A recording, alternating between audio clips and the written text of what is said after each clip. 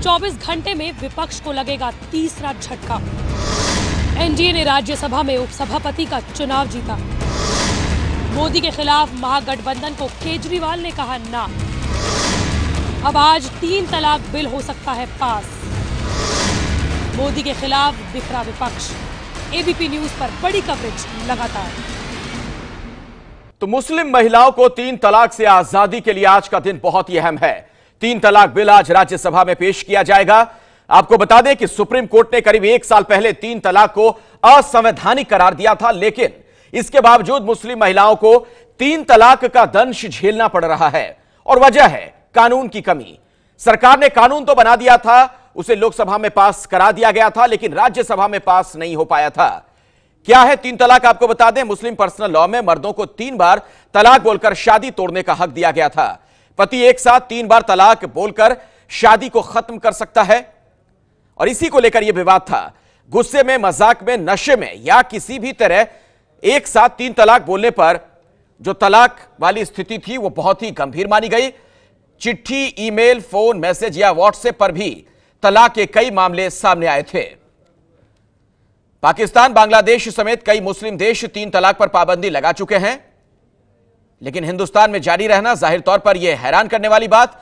भारत में मुस्लिम उलेमा 3 तलाक को बनाए रखने के पक्ष में हैं, कई मुस्लिम उलेमा, और इसी वजह से यह लगातार विवाद होता रहा।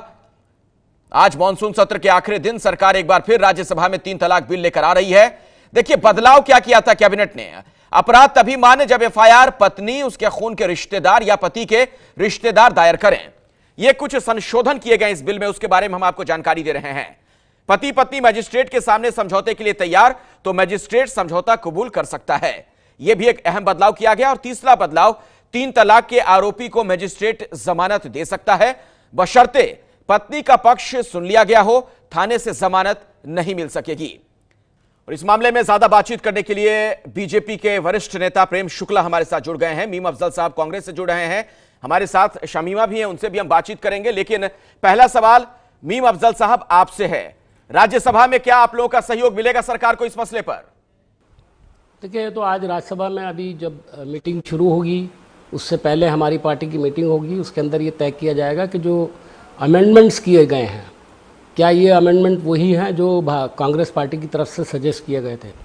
सबसे पहले तो मैं इस मौके पर ये कहूँगा कि सरकार ने जो एक ज़बरदस्ती करने की कोशिश की थी राज्यसभा के अंदर भी, जिस तरह लोकसभा में उसको अपने नंबर के बल पर पास करा लिया था, और जो बिल में बहुत सी खामियां थीं जिसकी तरफ कांग्रेस पार्टी ने और अपोजिशन पार्टियों ने इशारा किया था, उस पर उन्होंने कोई तवज्जो नहीं दी थी। और यहाँ पर राज्यसभा के अंदर जब ये मामला आया, चूँकि उनकी मेजॉरिटी नहीं थी और उनको मालूम था ये बिल पास नहीं हो सकता, लिहाजा सरकार को घुटने टेकने पड़े और मजबूर होकर के आज ये अमेंडमेंट सामने आए हैं। और ये अमेंडमेंट बिल्कुल, मैं समझता हूँ किसी हद तक जो डिमांड थी वो बिल्कुल सही थी। मैं चूँकि थोड़ी बहुत जानकारी इस सिलसिले में लगता हूँ, तो मैं एक ख़ास बात आपको बताना चाहता हूँ। इसमें जो आपने अभी 3 बातें बताई, वो तीनों अपनी जगह पर बहुत अहम हैं।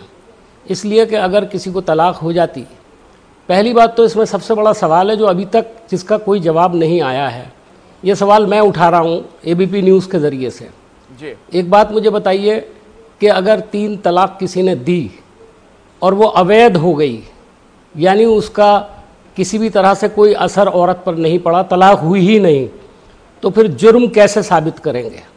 इस सवाल का जवाब अभी तक नहीं मिला। बीवी अगर ये देख रही है कि उसको 3 तलाक दी गई है लेकिन तलाक एक ही हुई है और जो कुरान का तरीका है सिर्फ वही एप्लीकेबल होगा कानून के अनुसार, तो फिर वो औरत कोर्ट में जाएगी क्यों? ये बड़ा अहम सवाल है। क्या वो ये चाहेगी कि कोर्ट में जाकर खाविंद को अरेस्ट कराए सिर्फ इस बात पर कि उसने 3 बार तलाक कहा था? दूसरी अहम बात, अगर वो शख्स बाद में मुकर जाए, उसका कोई, जाहिर है कि ये सब कभी भी गुस्से में अगर होता है, कुछ होता है तो अकेले में होता है और उसका कोई गवाह नहीं है, तो कानून उसकी बात को कैसे तस्लीम करेगा? ठीक है, अगर शौहर कहते मैंने 3 तलाक दी ही नहीं है, मैं इसका जवाब दूंगा, मैं ये मानता हूं कि झूठी बोलेगा वो। हाँ। और प्रेम शुक्ला से इसका जवाब लूंगा मीम अफजल साहब, लेकिन जरा एक अपडेट किसी भी हालत में ये एप्लीकेबल जो है ना, हाँ, मैं दोबारा आपके पास आऊंगा मीम अफजल साहब, जरा संसद चलते हैं। हमारे साथ विकास भदौरिया एबीपी न्यूज संवाददाता भी जुड़े हुए हैं। विकास, आज सरकार की क्या राज्यसभा में स्ट्रेटजी रह सकती है? मानसून सत्र का आखिरी दिन है। या बिल्कुल, सरकार की पूरी कोशिश है कि आज ही 3 तलाक का बिल जो है वो राज्यसभा से पास करा दिया जाए। कल ही कैबिनेट की बैठक में 3 महत्वपूर्ण संशोधन सरकार की तरफ से किए गए थे। एक तो इसमें कानून के संशोधन के जरिए इसको बेलेबल बनाया गया, जमानती बनाया गया है ताकि थाने से ही बेल हो सके। इसके अलावा 2 महत्वपूर्ण और संशोधन किए गए हैं। एक तो ये कि अदालत में मुकदमे के दौरान ही दोनों पक्ष समझौता कर सकते हैं, यानी कि मियाँ बीवी में समझौता हो सकता है। और तीसरा जो FIR है वो पत्नी के अलावा रिश्तेदार भी लिखा सकते हैं 3 तलाक देने की सूरत में। तो 3 महत्वपूर्ण संशोधन किए गए हैं। सरकार को उम्मीद है कि आज राज्यसभा में इस बिल पर चर्चा के बाद इसको पारित करा दिया जाएगा और सरकार की पूरी कोशिश होगी जिस तरह से राज्यसभा में कल 3 बिलों को, महत्वपूर्ण बिलों को पास कराया गया, उसी तरह आज राज्यसभा में 3 तलाक बिल को पास कराया जा सके। विकास, आपने कहा कि उम्मीद है सरकार को कि आज ये बिल पास करवा लेगी सरकार, लेकिन क्या किसी तरह की कोई आम सहमति बनाने की कोशिश की गई है या कुछ इससे जुड़ी जानकारी आपके पास है? और ये देखिए, कल भी अनंत कुमार ने और कानून मंत्री रविशंकर प्रसाद सहित तमाम जो बीजेपी के फ्लोर लीडर्स हैं उन्होंने विपक्ष के नेताओं से बात की थी। जो विपक्ष की तमाम इस कानून को लेकर, ट्रिपल तलाक के कानून को लेकर जो शिकायतें थी उनको भी दूर करने की कोशिश की गई है। जैसे इस कानून के जरिए इसको जमानती बनाने की का संशोधन किया गया है। तो सरकार के फ्लोर लीडर्स लगातार विपक्षी पार्टियों के संपर्क में हैं और उम्मीद जताई जा रही है कि सरकार अपनी कोशिशों में कामयाब हो पाएगी। शुक्रिया विकास भदौरिया इस जानकारी के लिए। और प्रेम शुक्ला भी हमारे साथ लगातार जुड़े हुए हैं, बीजेपी के नेता। प्रेम शुक्ला जी, आपके पास आना चाहूंगा। आपने मीम अफजल साहब को भी सुना, उनका यह कहना है कि अगर तलाक अवैध है तो फिर जुर्म कैसे साबित किया जाएगा? इसे लेकर फिर क्या किया जाएगा? क्या कानून में कुछ और बदलाव की कोशिश की जाएगी? नहीं, दरअसल जो पुरुषवादी सोच की मानसिकता के लोग हैं वो तो पहले ये कहते हैं कि ट्रिपल तलाक का जो है इस्लाम का अंतर्गत भाग है, इसलिए जो है इसमें सरकार के हस्तक्षेप की किसी प्रकार की संभावना से ही इनकार किया जा रहा था कि इस पर किसी प्रकार का कानूनी हस्तक्षेप नहीं हो सकता।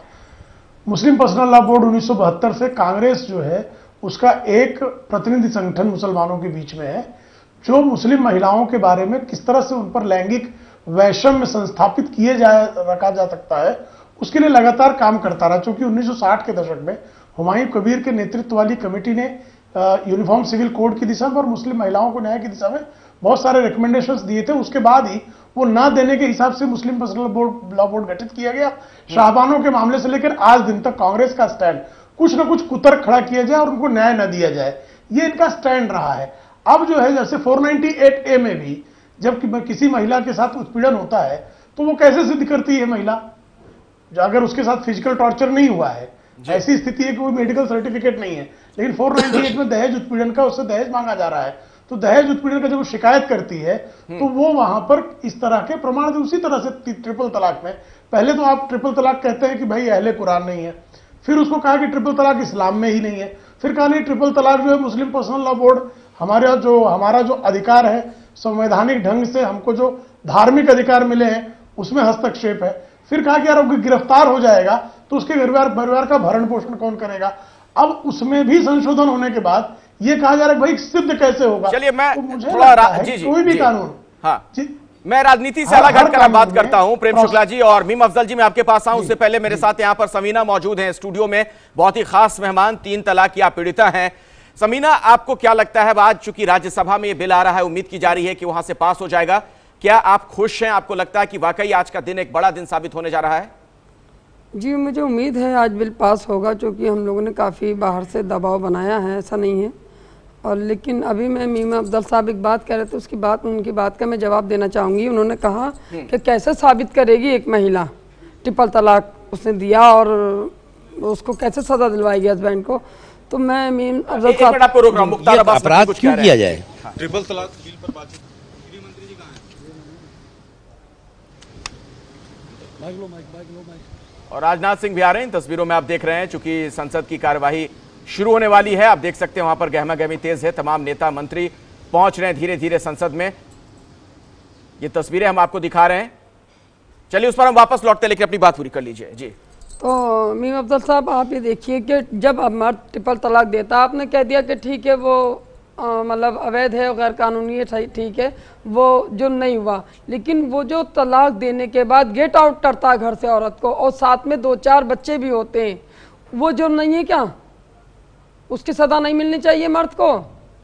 बच्चे लेके कहाँ जाएगी? समाज में एक जहर घोल रखा लोगों के दिमागों में कि ट्रिपल तलाक जो है इस्लाम का एक हिस्सा है, उसी को समाज एक्सेप्ट करता है, उसी के दौरान उसको निकाल दिया जाता है घर से। अभी जुलाई में 2 हादसे आए, 19 जुलाई को संभल के कि घर से 3 तलाक दिया और ताला बंद करके ससुराल वाले सारे चले गए, लड़की दरवाजे पे बैठ रही 4 घंटे। जब मैके को खबर पहुंची, मैं भाई बहन को, मैके वालों को, तब उस बेचारी को लेके आए, आज तक वो घर पे है। तो उसमें वो जो नहीं है क्या, मुझे बता दीजिए। ये है ABP न्यूज़, आपको रखे आगे।